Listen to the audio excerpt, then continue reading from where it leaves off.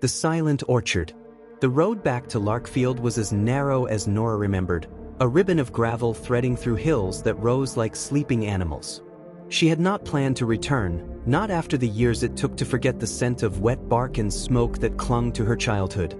But the letter had come with news she could not ignore. Her grandmother was gone, the house and the orchard left to her, the last blood left to claim them.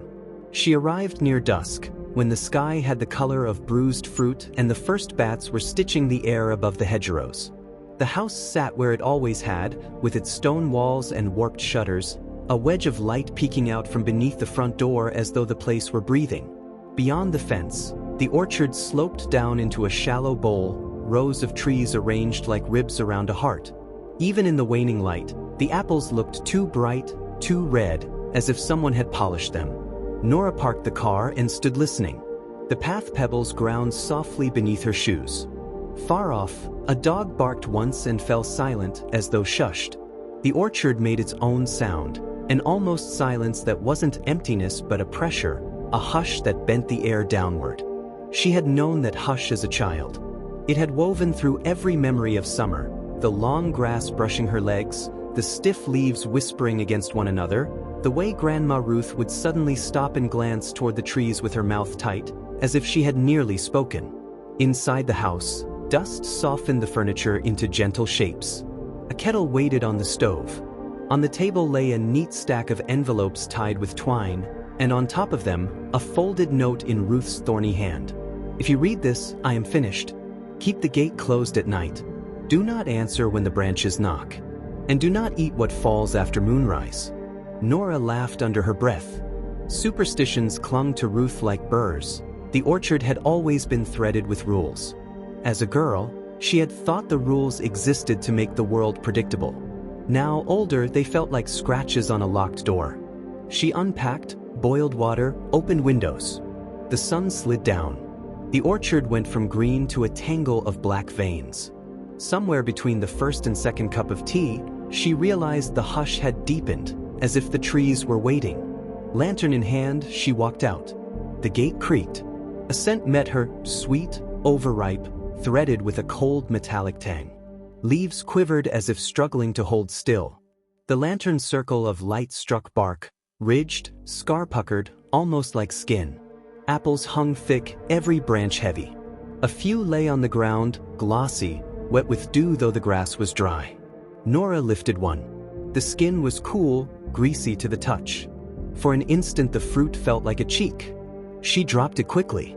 "Don't eat what falls after moonrise," she murmured. And when was moonrise? Somewhere in the orchard, a shape moved. Branches stiffened. Footsteps brushed the grass. Not wandering, direct, unerring. "Hello," she called. The hush pressed closer, thick as breath on glass. Lantern light slid between trunks, catching apples like eyes. And then, something else. A tall, narrow absence where no shadow should be. She blinked and it was gone. On her way back, she noticed apples near the gate that had not been there before. They glistened like wet hearts. She closed the gate carefully, bolted it, and washed her hands twice. That night, knocking woke her. Not on the door, on the shutters. A patient tapping like knuckles. Do not answer when the branches knock. She eased the curtain. Leaves pressed the window. Apples gleamed, round, pale. Not apples. One reflected her eye in its skin.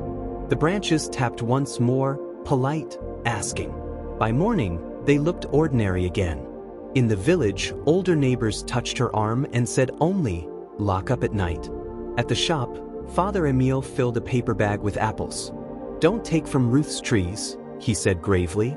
"After frost, leave bread and milk at the gate. It's cheaper than getting them interested." When she returned, she saw footprints in the orchard path, too long, too narrow, the grass bending toward the house as if drawn.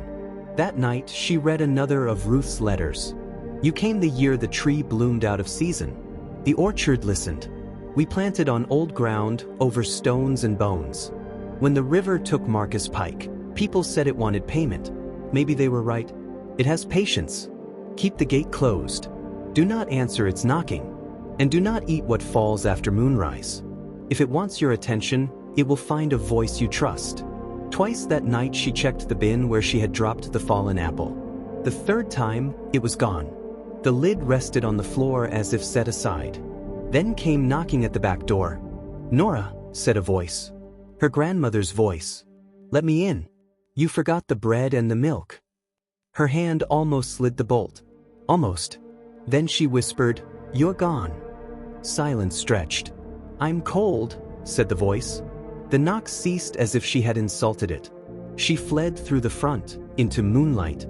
The orchard stood hushed like a cathedral. The rose pulled her in. At the hollow center lay a ring of stones, moss-slick, ancient. Apples clustered around them, their skins pale beneath the red. "Nora," Ruth's voice said behind her. She didn't turn. She lifted an apple. It was heavy, greasy, warm. In the corner of her eye, something tall tilted its head among the branches, waiting. "You're not her," Nora whispered. The orchard shifted, voices overlapping. "We remember. We keep what speaks sweetly to us." She set the apple in the ring. The hush trembled. "What do you keep them for?" she asked. "To grow. To fill the empty." The wind rose from the ground. Apples knocked together like teeth. Nora backed away, then ran. The hush followed her ankles, permitted only to the gate. In the morning, more prints marked the path, pacing back and forth. In the bin sat a smaller apple, pale, traced faintly with fingerprints. That night no knocking came. But near midnight, something brushed the shutters with a sound like leaves applauding. Nora never ate an apple from her trees. She kept the gate shut, never answered. Yet some nights the branches tapped politely, patiently, asking, always asking. And in the hollow, beneath leaning trees, the ring of stones gathered a drift of pale seeds, each marked as if a thumb had pressed them and left the memory of a print.